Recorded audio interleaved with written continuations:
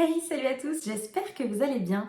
Aujourd'hui on se retrouve pour une nouvelle vidéo dans laquelle je vais faire le bilan avec vous de ma première année en tant que directrice d'école. Je vais essayer d'être assez concise et en fin de vidéo je vais vous faire un petit haul de tous les cadeaux que j'ai eus en fin d'année. Vraiment j'ai été gâtée, vous n'êtes pas prêts. Si vous aussi vous êtes professeur des écoles, n'hésitez pas à me mettre le bilan de votre année scolaire dans les commentaires. Et on va commencer tout de suite. Donc déjà pour rappel, j'ai obtenu le poste que j'ai actuellement à titre définitif. Ça veut dire que je ne suis plus obligée de participer au mouvement chaque année de façon obligatoire. Si je veux rester sur mon poste jusqu'à la retraite, je peux. Donc ça, c'est la première chose. Deuxième chose, c'est un poste assez particulier. Je suis directrice d'une école à classe unique. Ça veut dire qu'il n'y a qu'une seule classe dans mon école et c'est une classe multiniveau. Donc j'ai des petites sections, moyennes sections, grandes sections. Donc concrètement, je suis bien consciente que je n'ai pas la charge de travail d'une directrice d'une école à 8, 10, 15 classes. Mais franchement, pour un premier poste de direction, ça m'allait très bien. Sachant qu'avant ça, je n'avais jamais été directrice de ma vie. L'année scolaire 2025-2026, c'était ma 5e année d'enseignement. Avant ça, j'avais été enseignante PES en moyenne section, grande section. Après, j'ai fait 2 ans en UP2A. Et enfin, une année en tant que remplaçante. Donc j'avais vraiment jamais touché à la direction. Et troisième chose, pour éviter tout suspense, je n'ai pas reparticipé au mouvement cette année. Voilà, je suis très bien dans mon école, je suis très bien dans mon poste, je ne compte pas participer au mouvement de sitôt. Déjà quand j'ai démarré cette année scolaire, il y avait plusieurs challenges qui m'attendaient. Déjà la direction en elle-même.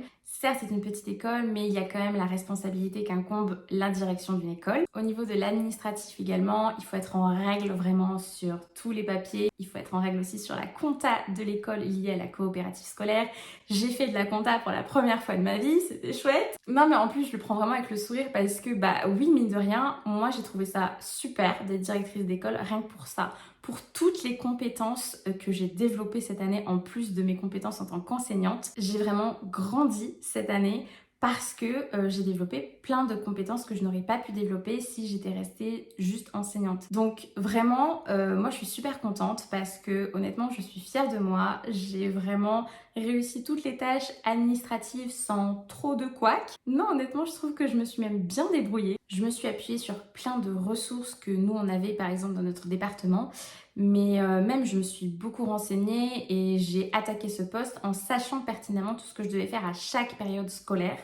Voilà, j'ai vraiment un calendrier, une to-do list pour chaque période et c'est ça qui m'a vraiment sauvé mon organisation en fait, tout simplement. Et après, bah globalement, j'ai adoré mon poste parce que j'ai adoré l'école, j'ai adoré mes collègues, j'ai adoré le lien qu'on a créé avec la mairie, j'ai adoré mes élèves. Vraiment, tout était bien à tous les niveaux en fait. Et c'est comme ça en fait qu'une école arrive à fonctionner quand ça va bien à tous les étages et que justement il y a du lien entre les différents partenaires avec la mairie, avec les parents d'élèves, avec l'équipe. Quand tout ça fonctionne, bah forcément ça ne peut que bien se passer. Donc je suis vraiment contente de ça. Donc le bilan final de mon année scolaire, c'est que j'ai adoré cette année-là. Alors ça a été une année riche en émotions, je ne vais pas vous mentir. Mais en fait, je n'en garde que du positif parce que j'ai vraiment grandi cette année. Croyez-moi, j'ai appris beaucoup de choses. Je vais vraiment le garder sur cet axe-là. J'ai gagné en compétences et je pense que tout ce que j'ai appris cette année me servira dans tous les cas. Donc dans ce sens-là, je n'en tire que du positif et j'ai quand même passé globalement une année super agréable. Et je profite de cette vidéo pour répondre aux quelques questions que j'ai eues sur Instagram. Si vous ne me suivez pas encore, je vous remets mon pseudo juste ici. Parce que j'ai eu des questions de plusieurs abonnés concernant notamment la direction. Donc je vous affiche les questions au fur et à mesure. La première question qui en comprend en fait deux, c'est: est-ce que tu aimes bien être directrice? Quelle est la charge de travail supplémentaire? Alors déjà, est-ce que tu aimes bien être directrice? Oui, un grand oui. Mais je savais déjà que ce type de poste allait me plaire parce que je trouve que justement on touche à plein de compétences. Alors certes, il y a la partie responsabilité qui est très stressante, mais d'un autre côté, on développe plein de compétences transversales en fait au métier d'enseignant et c'est cette partie-là que j'adore. J'aime aussi beaucoup le fait de mon poste particulier qui fait que je suis seule. Ça va faire bizarre dit comme ça, mais j'aime être seule enseignante dans mon école parce qu'en fait je me sens pas seule. Oui, je suis certes dans une école à classe unique, mais j'ai la TSEM de l'école, j'ai les personnes du périscolaire, j'ai du monde en fait. J'avais un service civique également, enfin j'étais pas seule et je me sentais pas seule, mais j'aime le fait d'être la seule enseignante et d'avoir ce poste de directrice parce que je fais ce que je veux en termes de projet. Je peux mettre en place plein de projets et j'ai pas à demander l'autorisation à qui que ce soit. Et ça, franchement, ça change la vie. Par exemple, dans mon école, j'ai mis en place ce que j'appelle les journées à thème. On avait 5 journées à thème dans l'année durant lesquelles toute l'école devait venir déguisée d'une certaine façon. Par exemple, on avait la journée à thème Halloween. Bon, ça c'est facile, tout le monde vient déguisé comme pour Halloween. Mais c'est aussi l'occasion de faire des journées détente durant lesquelles on prend un goûter, on prend des photos qu'on va mettre dans le cahier de vie. Ça crée des souvenirs, ça crée une culture commune en fait dans l'école qui rassemble vraiment tout le monde. Tous les parents d'élèves ont joué le jeu, à chaque fois tous les enfants étaient déguisés selon le dress code qui était imposé, etc. C'était vraiment mais génial. Les enfants étaient ravis, les parents étaient ravis, nous l'équipe on était ravis. À chaque fois la TSEM et la personne en service civique me demandaient bon alors la prochaine journée à thème, on se déguise comment et tout. Enfin bref, c'était génial. Et ça par exemple c'est tout bête, vous allez me dire c'est pas grand chose. Mais en fait, dans certaines écoles, ça ne serait pas passé. Et si par exemple, vous êtes dans une école où il y a 3 classes, mais que vous êtes le seul à vouloir faire ça, bah c'est un peu dommage parce que le but, c'est de créer une culture commune dans l'école et c'est sympa si tout le monde joue le jeu. S'il y a que quelques élèves dans l'école qui sont déguisés alors que les autres non, bah ça fait pas pareil. Alors que là, vraiment, tout le monde a joué le jeu. Et je sais que c'est quelque chose qui ne serait peut-être pas passé dans d'autres écoles. Donc voilà, là je suis toute seule à bord, je fais les sorties que je veux. Je n'ai pas par exemple d'APSA imposé pour mon école. Par exemple, dans certaines écoles en centre-ville ou qui ont les moyens, on va imposer aux professeurs de faire natation ou de faire tel ou tel sport. Et si vous, en tant qu'enseignant, vous ne voulez pas forcément, alors qu'on est censé avoir la liberté pédagogique totale, même sur la motricité, vous êtes coincé, vous êtes obligé de le faire. Donc ça pareil, je voulais m'en détacher absolument parce que pour moi, on n'a pas à imposer comme ça des sports. Non, l'enseignant doit être responsable de sa classe à 100% certes, mais donc du coup, laissez-lui sa liberté pédagogique totale. Enfin bref, voilà. Le fait d'être directrice d'une école à classe unique et d'être toute seule à bord, moi perso, j'ai adoré. Donc certes, ça peut aussi avoir des inconvénients, mais moi, les aspects positifs prennent tellement le dessus que ça gomme totalement les quelques rares petits inconvénients que ça pourrait poser. Ensuite, je vais répondre à la question, quelle est la charge de travail supplémentaire? Pour tout ce qui est lié à l'administratif, d'être directrice d'une école, encore une fois, à classe unique, je trouve que ça va. On a 6 jours de décharge par an, ça il faut le savoir. C'est pas beaucoup, mais honnêtement, pour une école à classe unique, ça reste ok, on va dire. Alors, je vais pas vous dire que j'arrive à faire tout ce que je dois faire lié à la direction que pendant ces jours de décharge, c'est faux. Je passe du temps à faire tout ce qui est administratif le soir quand je rentre chez moi, le week-end. Mais mon organisation, encore une fois, me permet de totalement gérer cette charge de travail supplémentaire. Je ne saurais pas trop dire combien de temps ça représente sur une semaine, la charge liée à la direction. Parce qu'il y a des semaines où on va avoir beaucoup de choses à faire. Quand c'est l'élection des représentants des parents d'élèves, par exemple, là, on a beaucoup de choses à faire. Mais il y a des semaines où c'est plus cool, c'est plus light. Parce qu'on ne peut pas dire qu'on a parfois des semaines à ne rien faire, c'est faux, vu qu'on a toujours des mails, toujours des choses à faire, toujours des appels à passer. Oui, si on veut, chaque jour, on a un truc à faire lié à la direction. Après, on a plein de choses liées à l'administratif à faire sur le logiciel Onde, mais aussi sur le logiciel TBE. Voilà, on a des petites tâches administratives liées à ça, mais j'aurais du mal à le quantifier. Moi, je trouve que ça va, mais parce que je m'organise bien en amont, que j'ai mes to-do list, que je sais ce que je dois faire à telle date, etc.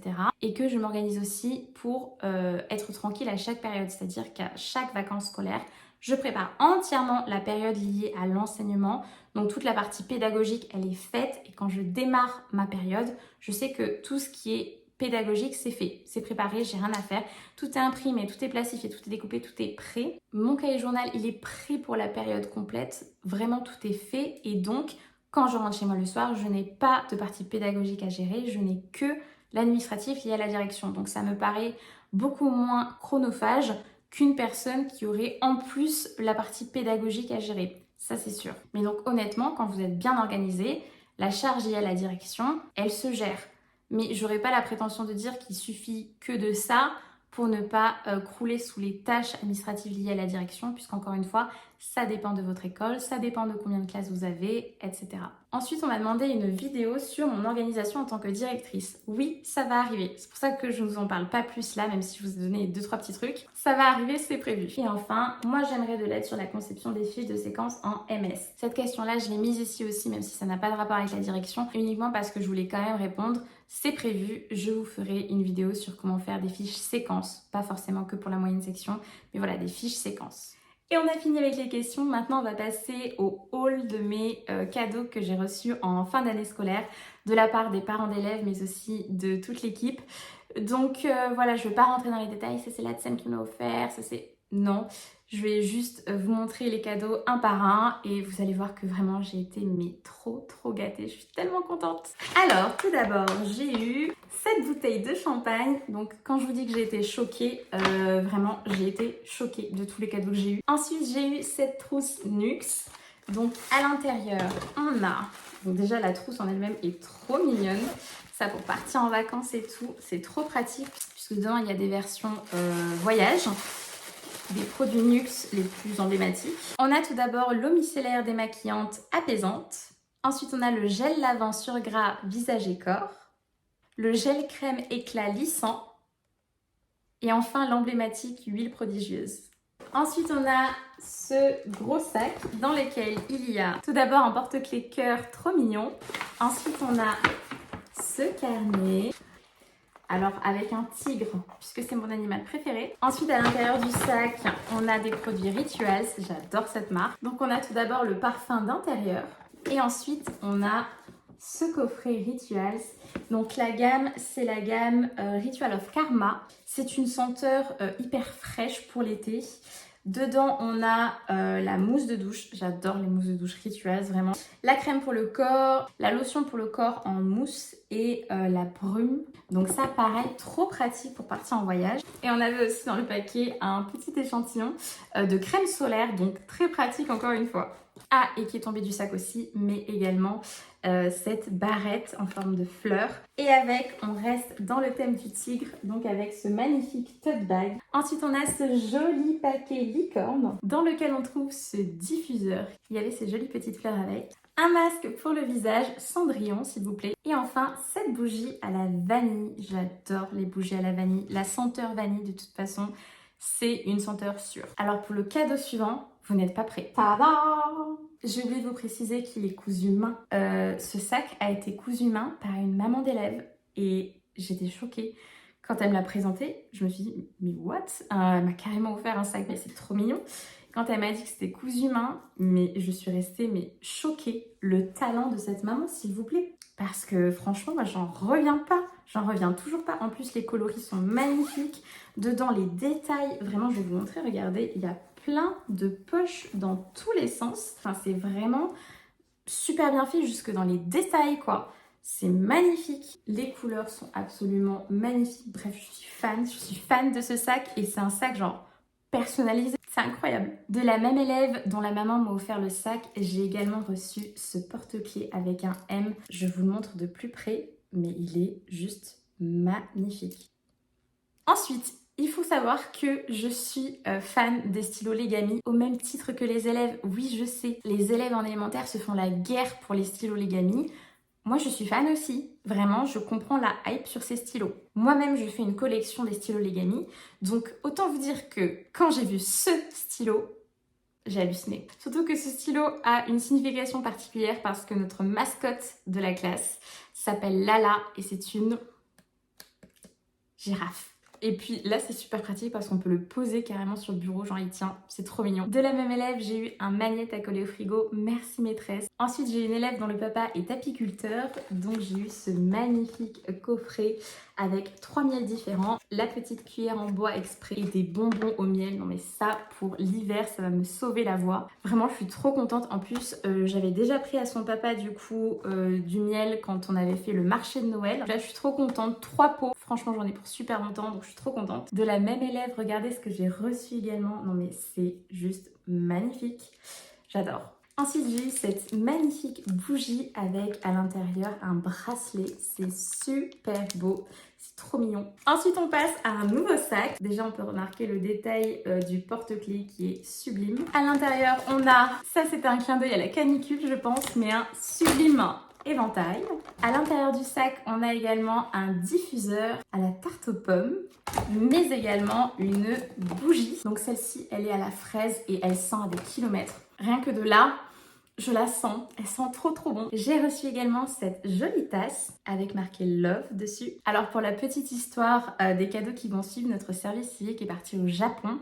Donc elle nous a ramené plein de choses du Japon. On était juste trop contentes. Donc premièrement des baguettes, mais juste magnifiques. Mais juste, regardez-moi la beauté de ces baguettes. Ça, c'est un porte-bonheur. Je le trouve sublime. Et encore une fois, c'est un petit tigre, puisque mon équipe me connaît bien. Et ensuite, des petites gourmandises. Donc, on a tout d'abord un mochi et un cookie. Et enfin, des petits stickers comme ceci.